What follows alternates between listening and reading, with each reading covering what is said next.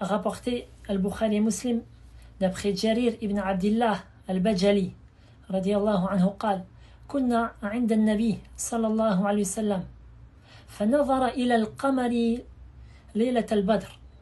Il dit, nous étions auprès du prophète sallallahu alayhi wa sallam. Il regarda alors la lune durant une nuit de pleine lune. فقال إنكم سترون ربكم كما ترون هذا القمر لا تضامون في رؤيته.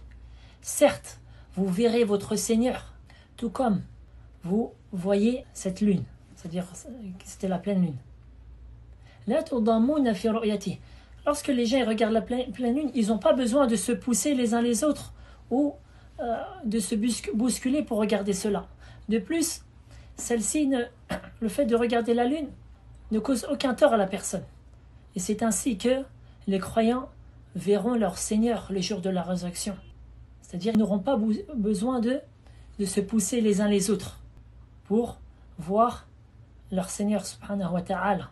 Le prophète sallallahu alayhi wa sallam dit dans la dua, comme le rapporté Imam Nasa'i, c'est une chaîne de transmission authentique.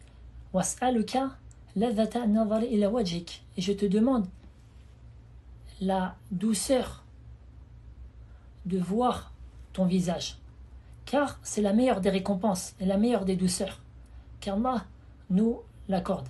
Ensuite, le prophète sallallahu alayhi wa sallam il dit dans le même hadith que j'ai précité, fa in istata'tum alla taghibu ala salatin qabla tulu'i ash-shamsi wa qabla ghurubiha faf'alu. Si vous pouvez donc ne manquer à aucune prière avant le lever du soleil, c'est-à-dire la prière de Subh, et avant son coucher, c'est-à-dire la prière de l'Asr, alors faites-le. Le prophète sallallahu alayhi wa sallam nous a dit ça car donc le fait de préserver ces deux prières-là, c'est une cause pour voir notre Seigneur le jour de la résurrection. Et ces deux prières-là ont été citées dans les deux hadiths précités car ce sont les deux prières qui sont les plus difficiles pour le nafs, pour l'âme, à accomplir en son temps.